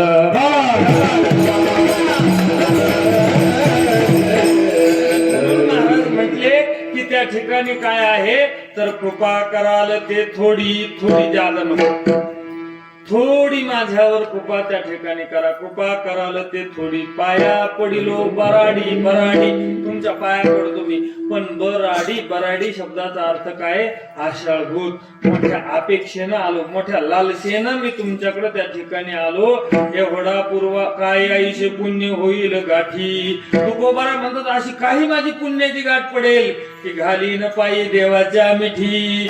मला असं वाटत होतं की माझी पुण्याची गाठ व्हावी काहीतरी, आणि त्या पुण्याच्या गाठीनं मला भगवंताच्या पायाला मिठी मारता यावी. नंतर होईल काय? भगवंताची कृपा कशाला म्हणायचं? मग तो कुरवाळीला जगजेठी, गाठ येईन कंठी सदगतीत. मी त्याच्यावर त्याच्या भगवंताच्या पायाला मिठी मारावी आणि मग त्या भगवान परमात्म्याने मला विचारावं. त्या ठिकाणी एकदा का परमात्म्याचा साक्षात्कार झालं, एकदा का त्या ईश्वराची कृपा झाली, तर मी जे मला म्हणायला लागलेलो आहे, माझी जी जीवदशा आहे, मला जे जीवत्व निर्माण झालेलं आहे, माझ्या चैतन्याला लागलेली जी माया उपाधी आहे, त्या मायेचा बाध व्हावा आणि जे शुद्ध चैतन्य आहे ते चैतन्य आणि तो भगवान भोलेनाथ, आम्ही दोघं स्वरूपाने एकच आहो, अशी वृत्ती कधी होते? भगवंताची कृपा झाल्यावर. आणि म्हणून तुकोबाराय म्हटले, कृपा कराल ते थोडी थोडी कृपा करा. बर का करा म्हणे? तर म्हणे काय उन्ही तुम्हा पाशी मी तो अल्प संतोषी. तिसऱ्या चरणात महाराज म्हणतो तुमच्याजवळ कमी काही नाही. भोलेनाथ मी काही जास्त तुम्हाला मागायला लागलो नाही. पहिली गोष्ट तुमच्याकडे काही कमीच नाही, आणि दुसरी गोष्ट तुमच्याकडे काही कमी नाही आणि मला काही जादा मागायचं नाही. मी तो अल्प संतोषी, मी थोडक्यात संतुष्ट होणारा आहे. म्हणजे मला जादा अपेक्षा नाही. आशा जैशी दुःखाती व्याली निंदा दुरी ते. ज्ञानोबाराय बोलले, निंदा जशी तुमच्या माझ्या पापाला जन्म देणारी, तशी तुमच्या मला सुखापासून दुःखाला भनभन भटकावणारी जर कोण आहे तर फक्त आशा आहे. आशेचे बांधले तुका म्हणे वाया गेले. आशा, तुमची सर्व सुखाची आशा जन्म गेला, आयुष्य जाऊन आपलं. फक्त आशा तुमचं माझं भेट सुखासोबत भेट होऊ देत नाही. पण नेहमी परंपरेने उदाहरण त्या ठिकाणी ऐकतो. थोडस लवकर अभंगाचं चिंतन करायचं, थोडीशी आपल्याला शिवरात्रीची कथा पाहिजे, थोडस चिंतन आपल्याला 5 मिनिटं करायचं अभंग संबंधानं. बघा, एका गावात एक भिकारी होता. तो गावात नव्हता पण गावात आला, आणि गावात आला आणि तो गावभर हिंडू लागला. कशासाठी? भिकारी भीक मागू लागला. कोणी 1 रुपया 2 रुपये 5 रुपये 10 रुपये त्याला देऊ लागले. पण आपल्या गावात असा एक माणूस होता, लय उदार होता. तो म्हणे, इकडे. भिकारी गेला. भिकारी काय म्हणे, कोणत्या गावचं तुम्ही? आमच्या. काय नाव सांगितलं. काय करतो? म्हणजे भिकच मागतो. त्यानं काय केलं, त्या सावकारानं तुमच्या गावातल्या बोटातली अंगठी काढली. ती चांदीची नव्हती, सोन्याची होती, 1 तोळ्याची होती. देऊन टाकली भिकाऱ्याला. जा म्हणे घेऊन. आता भिकाऱ्यानं ती अंगठी घेतली. भिकारा म्हणे 1 तोळ्याची अंगठी आहे, 84,000 रुपये तोळा आहे. काय करू या अंगठीचं? भिकाऱ्याने विचार केला, मला दिवसभर भीक मागितले, 200 रुपये मिळते, त्यातले 150 खरंच नव्हते, 50 तशीच राहते म्हणे. माहिती 84,000 कुठं ठेवू मी? मग का खातं आहे का काय बँकेत? ते म्हणे आपल्याला काही उपयोग नाही, पण म्हणे फेकूनच जमणार नाही. 84,000 रुपये किंमत आहे. त्याने प्लॅस्टिकच्या पिशवीत ती अंगठी बांधली. आणि जुनाट वाडा होता आपल्या भालगावातला, जुनं घर होतं एक. त्या लग्वीच्या निमित्ताने गेला, खड्डा केलं, तिथं पुरली तिच्या जुन्या वाड्यात अंगठी. आणि ते गेलं भीक मागत मागत फुलंब्रीला गेलं. ते म्हणे जेव्हा काम पडत तेव्हा काढू भालगावला, तिथं कोण घर बांधणार आहे आता. म्हणून ते फुलंब्रीला गेलं, त्याचा रिवाज पडलाच नाही. ते पुढे तसं संभाजीनगर, पुणे सातारा तिकडं भीक मागू लागले. आणि आता या घटनेला जवळपास 10 वर्ष झाले, 2-3 वर्ष त्या ठिकाणी झाले या घटनेला. ते तिकडे गेलं, तिकडे त्याचं सोयरी जमली, लग्नही झालं. तुम्ही म्हणाल भिकाऱ्याचं झालं, आमच्या गावात चांगल्या पोरायचं होय ना. भिकाऱ्याचं भिकारी सगळं झालं. आणि 2-4 वर्षे 5-6 वर्ष झाले, 5-6 वर्ष त्याला पोरं बी झाले. भिकारी असल्यामुळे पुन्हा जादा झाले. 4-5 पोरं ते दोघं नवरा बायको. आता एरवी काय घडायचं, ते भिकारी एकटा मागायचं, एकट्याला भरपूर पुरत होतं. पण आता काय झालं, त्या बायकोला 2-4 लेकरं झाल्यामुळे ती काही ते पोरायला तिला सांभाळावं लागायचं, तिला काही मागणं यायला व्हायचं नाही. हे एकटा मागायचं, एकट्याच मागेल, एवढं पुरत नव्हतं. मग ते रडारड व्हायची, धावा पडापडी सुरू झाली. पण ज्याशी सोयरी जेव्हा जमली होती ना, तेव्हा या भिकाऱ्याने त्या पोरीला सांगितलं त्याच्या बायकोला, तू जेवढा भिकारी समजते म्हणे तेवढा भिकारी नाही म्हणे मी. 1 तोळा आहे म्हणे आपल्याकडे दे. म्हणे कुठे आहे? म्हणे ते भालगावला आहे. आणि हे सांगत होती पुण्याच्या पुढे साताऱ्यात काम पडलं का. मग ती पोरगी म्हणे का हो तुम्ही सोयरी जमली होती साखरपुड्या दिवशी मग म्हणली होती की माझ्याकडे 1 तोळा आहे, खरंच होतं का जमस्तर म्हणली होती. म्हणजे नाही खरंच आहे. हो म्हणे मग पोरायला खायला नाही, पोरायला कपडे नाही, जा ती 1 तोळा घेऊन या, मी ऍडजस्ट करते म्हणजे 2-4 उष्ण पासन. आणि मग ते निघालं. आता सातारा येऊन इथं संभाजीनगर इथं फुलंब्री तालुक्यात यायचं म्हणजे का पायी यायचं सोपी सोय. निघलं ते पायी डांबर रस्त्यानं, ऊन तापायला लागलं, पायात चप्पल नाही, डोक्यावर काही नाही, लज्जा रक्षण होईल एवढेच कपडे त्याच्या अंगावरती. चाललं तिथून. पण तिथून अंबारीतून आपल्या महाराष्ट्राचा राजा चालला होता. ते म्हणे अरे हे कुठं आश्चर्य नाही म्हणे, माझ्या राज्यात असे लोक आहे की त्याला लाज राखलेली एवढेच कपडे अंगावर अनवाई पायानं चाललं म्हणे. राजाला दया आली त्या भिकाऱ्याची. शेवकाला सांगितलं भिकाऱ्याला बोलून आणलं. अरे म्हणे बाबा कुठला आहे तू? म्हणे मी अमुक अमुक गावचा आहे. बरं कुठे चालला? आता भिकाऱ्याला वाटलं राजा आहे, खरं खरं सांगून टाकू. ते म्हणे बा जवळपास 10-12 वर्षापूर्वी फुलंब्री तालुक्यात एक भालगाव आहे म्हणे, तिथे एका सावकारानं मला 1 तोळ्याची अंगठी दिली, पण ती घेऊन घ्यायची माझी ऐपत नव्हती म्हणून त्याच गावात मी एका पडलेल्या वाड्यात पुरून ठेवली ती, आणि ती आज आणायला चाललो. म्हणजे तुला माहिती का आज फुलंब्री इथून किती 450 ते 550 किलोमीटर आहे. कधी जाशील पायी पायी, कधी येशील, पायात चप्पल नाही, अंगावर कपडे नाही, डोक्याला रुमाल नाही. त्या राजाला दया आली. राजाने सांगितलं प्रधानजी काय करा म्हणे, 20,000 रुपये देऊन टाका म्हणे याला. प्रधानजी म्हणे राज्य सरकार 20 लई कमी होते हो, राजाने जरा मोठी रक्कम द्या. म्हणे प्रधानजी 50,000 द्या म्हणे भिकाऱ्याला. प्रधान म्हणे ठीक आहे देतो. आशा किती विचित्र राहते.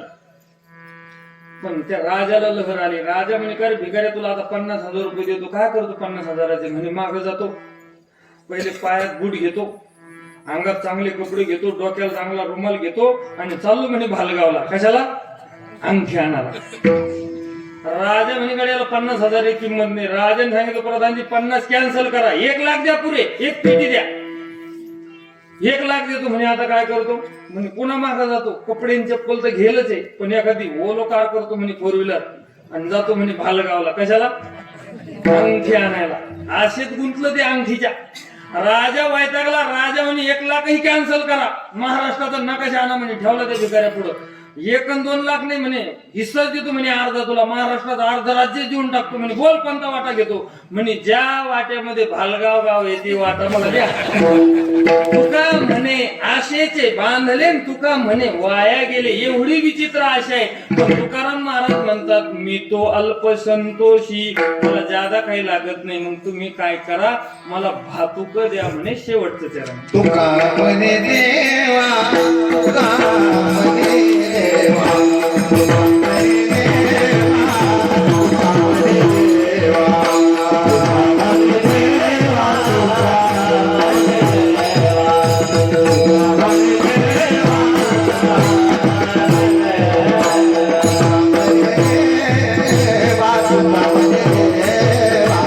तुका म्हणे देवा, तुका म्हणे देवा, तुका म्हणे देवा, तुका म्हणे देवा.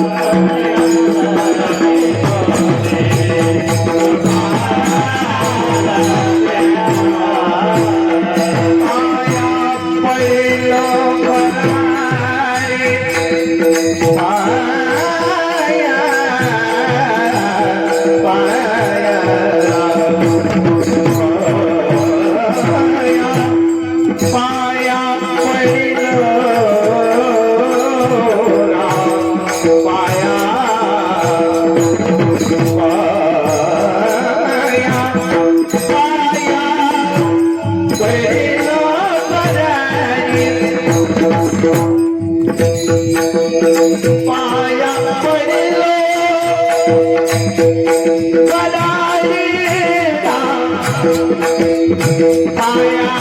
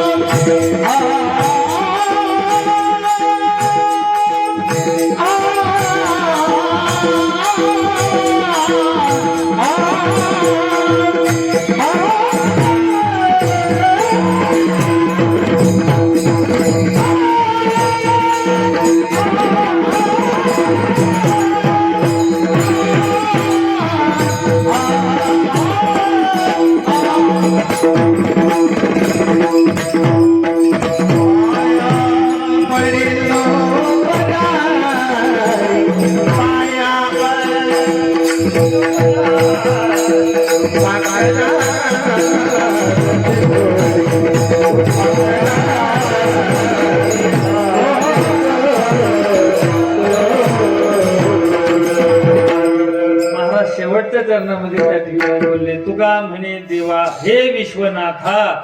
पत्र जे लिहायला घेतलंय त्याच्या शेवटच्या ओळीमध्ये महाराज बोलले, हे विश्वनाथा. तुका म्हणे देवा हे विश्वनाथा. काही किंवा प्रेम भातुके. भातुके म्हणजे आपण नाही का भातक म्हणायचं, लहान लेकरं आणायचं, खाऊ आणायचा, तर खाऊ पाहिजे म्हणे आम्हाला खाऊ. पण कशाचा? तर त्या ठिकाणी प्रेमाचा. कारण या परमार्थामध्ये सर्वात सर्वश्रेष्ठ खाऊ जर कोणता असेल तर प्रेम सुख देई, प्रेम सुख देई. प्रेमा विना नाही समाधान, म्हणून प्रेम भातुके पाठवा. कृपा कराल ती थोडी, पाया पडिलो बराडे ढोबार कुमार. या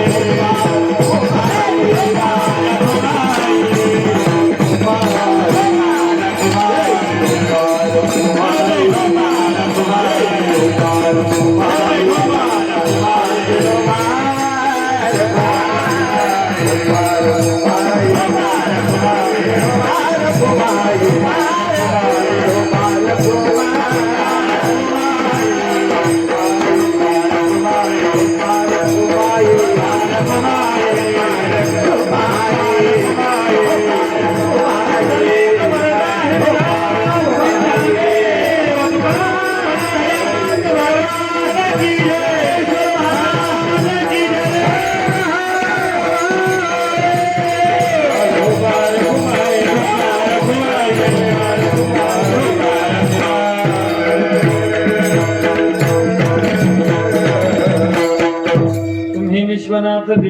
कमी अनाथ कृपा कराल ते थोडी पायामध्ये डोबराडी यथामध्ये अवकाश थोडस संक्षिप्त स्वरूपाने अभंगाच्या संबंधानं थोडस चिंतन केलंय.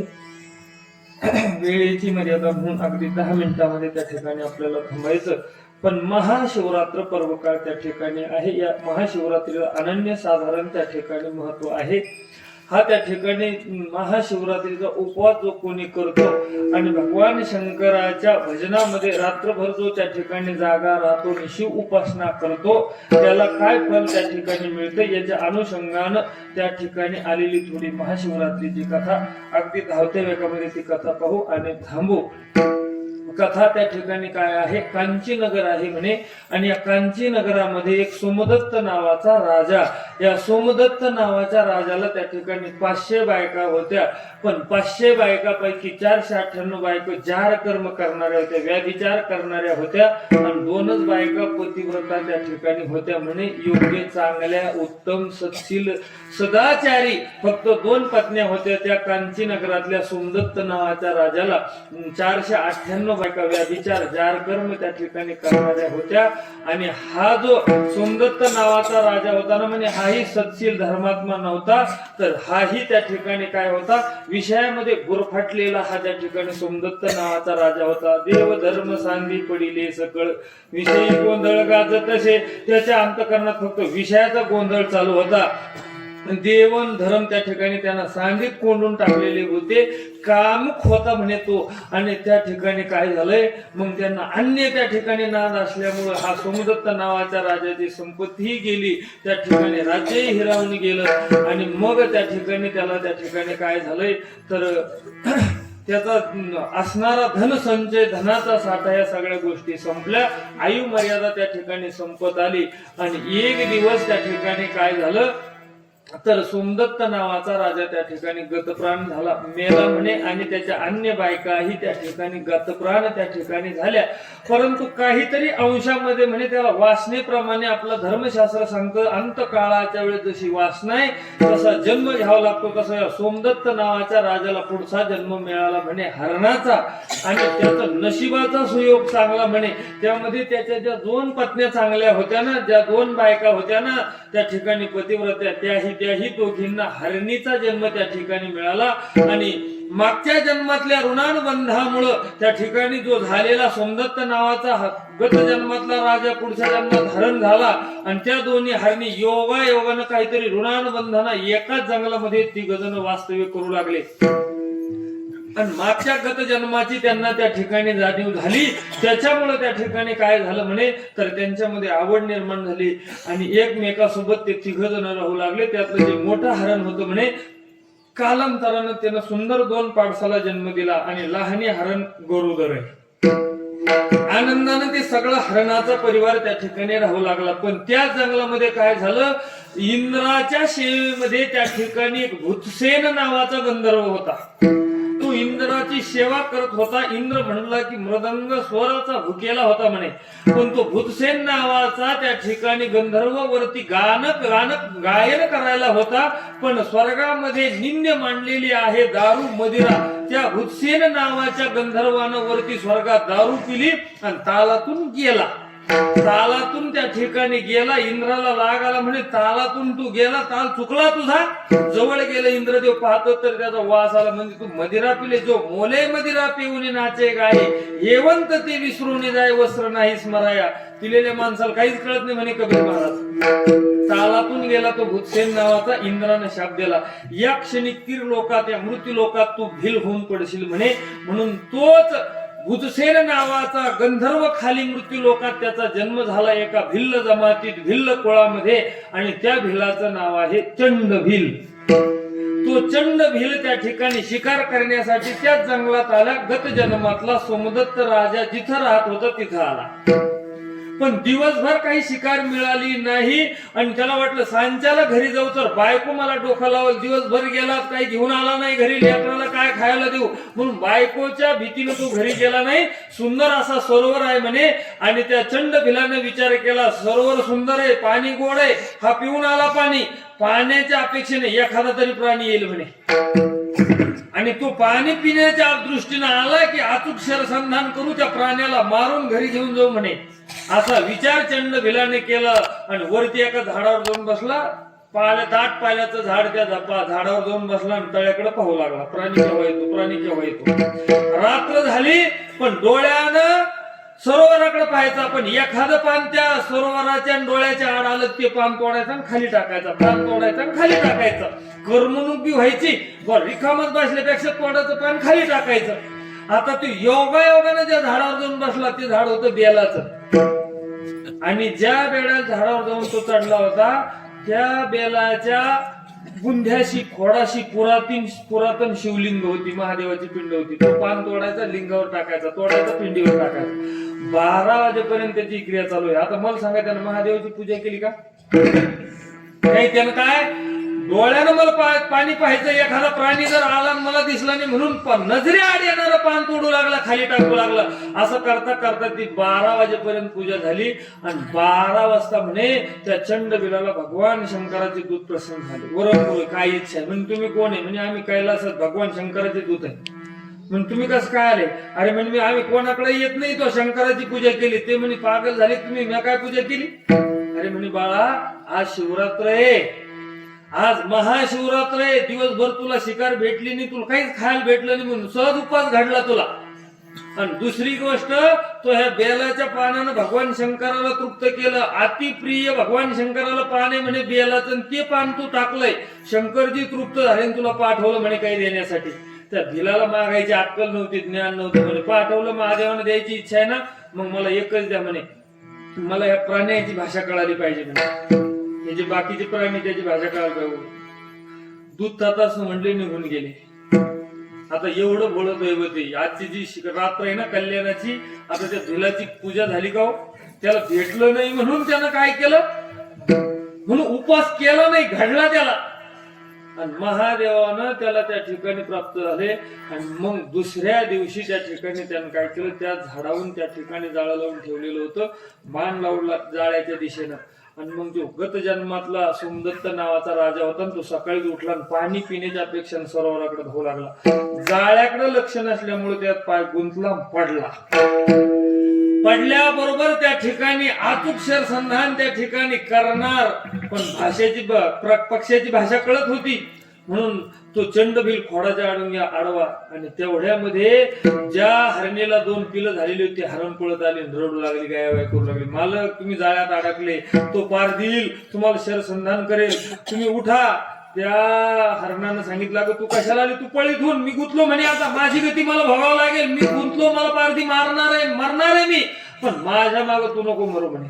तू तरी बाजून जा, तुला 2 लेकरं आहे आणि आपल्या लेकराला तुला जीव लावायचा, असं प्राणी बोलू लागले. हे सगळं चंडभिल ऐकू लागला, कारण तिला ती भाषा कळत होती. त्या दोघा नवरा बायकोच भाषण चालू आहे, याच्या हातातला बाण याला मारावशी वाटेना, तसा स्तब्ध उभा राहिला चंडभिल. काय म्हणे, प्राण्या किती परस्परामध्ये किती प्रेम आहे यांचं. पण तेवढ्यामध्ये गरोदर अवस्थेतली ती हरण आली आणि ती म्हणू लागली, मालक कसं काय, तुम्ही कसं काय खाली पाहिलं नाही का? थोडं व्यवस्थित चालायचं होतं, बघून चालायचं होतं. त्यावेळेस तो हरण त्या गरोदर हरणीला म्हणायला लागला, अगं बाई, तू कशाला आली? तू तर गरोदर आहे, तुझ्या पोटामध्ये बाळ वाढतंय आणि तो दृष्ट पारधी पाहण्या अगोदर लवकर निघून जा. पण तिघं काही तिथून निघत नाही. आता त्याच्या पुढं नामदेव महाराजांनी प्रसंग सांगितला म्हणे, तिघ तर निघत नाही, पण त्या पहिल्या हरणीचे झालेले 2 छोटे छोटे पाडस होते, ते बी आले, तेही रडू लागले, बाबा तुम्ही कसं काय गुंतले? सगळ्यांची चर्चा झाली, पण तिथून कोणीच निघेना. निशब्द झाला त्या ठिकाणी, स्तब्ध झाला तो चंड नावाचा बी. त्याला मारा वाटेना, पहाही वाटेना. सकाळचा प्रसंग.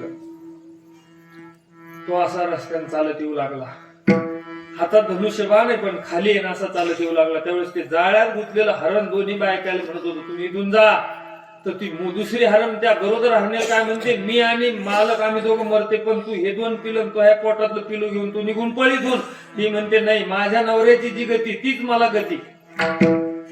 परस्परामध्ये चर्चा चालू आहे. तेवढ्यामध्ये काय झालं म्हणे, छोटे छोटे जे हरणाचे 2 पाडस होते ते पिले, ते पळत गेले म्हणजे त्या पारध्याकडे. आणि त्या चंड भिलाला म्हणू लागले, हो पारधी दादा, माझ्या बापाला मारू नका, हो माझ्या आईला मारू नका, दुसरी आई माझी गरोदर आहे. पण एक करा, त्यांच्या बदल्यात आम्ही तुम्हाला मेजवानी देतो म्हणे. आम्ही दोघही काय करा, आम्हाला दोघालाही मारा म्हणे. आमचं कवळं मास आहे म्हणे, तुमच्या लेकराला लय गोड वाटेल. म्हणजे बापासाठी स्वतःचं बलिदान मायबापासाठी देऊ लागले. कोण? एका भुक्या प्राण्याचे. त्या ठिकाणी पुत्र पारधी म्हणे, अरे मी माणसाच्या शरीराला आलो, पण धर्माची भाषा तर प्राणी बोलू लागले. मोठी हरण म्हणायची मला मारा, गरोदर म्हणायची मला मारा, ती दुसरी हरण म्हणायची अगं तुला ब्रह्म हातेच पातक लागल, बाळ हातकेच पातक लागल, पोटात पिलोय तुझ्या. सरते शेवटी म्हणे हे तिघन ते 2 पाडसं 5 जणांनी सांगितलं, पारधे दादा आम्हाला सगळ्याला मार, कारण एकाला मारलं तर आम्ही बाकीचे त्याचा वियोग सहन करू शकत नाही म्हणे, आम्ही सगळ्याला मार. पण म्हणे काय पारधे दादा, तो आम्हाला सगळ्याला मारलं तर सगळ्याला तू घरी नेऊ शकत नाही म्हणे. मग एक कर म्हणे. बरं नेलं बी म्हणे तो घरी सगळ्याला उचलून, तर एकाच दिवसाला आम्हाला सगळ्याला तू खाऊ शकत नाही. मग काय करतो म्हणे, आम्ही सगळे तुझ्या घरी येतो आणि दररोज एका एकाला मार आणि एका एकाचं जेवण कर. आता तर अश्रू अनावर झाले चंड भिलाचे, हातातला धनुष्य गळून पडला, ढासा ढासा रडू लागला. पण काय झालं म्हणे, त्याला गुंतलेला पाय काढला जाळ्यातला, तर ते सगळे प्राणी काय झाले, त्या चंड भिलाच्या मागोमाग घरी त्या ठिकाणी गेले. महाशिवरात्रीचा दिवस संपला. दुसऱ्या दिवशी सकाळ झाली. आकाशातून त्या ठिकाणी कैलासातून विमान आलं. त्या विमानामध्ये शिवदूत होते आणि शिवदूतांनी काय केलंय, त्या असणाऱ्या 5 परिवारावर 2 हरणी, 1 हरण, 2 पाडस यांच्यावर कृपा केली. दिव्य देह धारण त्या 5 जणांना त्या ठिकाणी झाला आणि ते सदेह 5 जण हा दिव्य देह धारण करून त्या ठिकाणी कैलासामध्ये निघून गेले. त्यांना कैलासाची प्राप्ती झाली आणि जाताना त्या चंड भिलाला सांगितलं की या शिवरात्रीला तो ठरून नाही, जाणीवपूर्वक नाही, सहज तुझ्याकडनं उपास घडला, सहज भगवान शंकराची आराधना तुला घडली, तुला योग आला होता आत्मोद्धारासाठी, कारण शिव कल्याण करणारी ही महाशिवरात्र आहे. पण तू भलतच त्या ठिकाणी मागून घेतलं. पण काळजी करू नको, येणाऱ्या पुढच्या शिवरात्रीला असाच उपवास कर, भगवान शंकराची पूजा कर, आराधना कर. आणि जसं या शिवरात्रीला आम्ही या 5 जणाला घेऊन कैलासामध्ये त्या ठिकाणी जातोय ना, तर पुढच्या शिवरात्रीला निश्चित तुझ्यासाठी त्या ठिकाणी येऊ, असं सांगून त्या ठिकाणी ते शिवदूत कैलासाला गेले. पुढच्या शिवरात्रीला म्हणे त्या चंड भिलानं भगवान शंकराचे उपवास केला, आराधना केली. शिवदूताचं विमान आलं आणि त्या चंड भिलाला अर्थात भूतसेन नावाच्या गंधर्वाला कैलासामध्ये त्या ठिकाणी घेऊन गेले. ती जी रात्र होती ती आजची रात्र होती आणि त्या रात्रीला नुसतं रात्र म्हणतात नाही, तर त्याला महाशिवरात्र असं म्हणतात. महाशिवरात्रीचा पर्व काळ आहे आणि या पर्व काळावर थोडं भगवान शंकराचं भजन आणि थोडी जरी अल्पसंतोषी येतो देव, तोही अल्पसंतोषी आहे, त्याची थोडी पूजा आणि थोडं त्या भगवंताचं जर भजन केलं तर तो भगवान शंकर सुद्धा त्या ठिकाणी कल्याण करतोय. अशी ही कल्याणकारी रात्र महाशिवरात्र आहे. एकदा सर्वांनी हातानं टाळी आणि मुखानं थांबा हातानं टाळी आणि मुखानं त्या भगवान शंकराचं एकदा सर्वांनी त्या ठिकाणी भजन करायचं आणि मग आपल्या कार्यक्रमाची त्या ठिकाणी सांगता होईल. नमः शिवाय, ओम नमः शिवाय.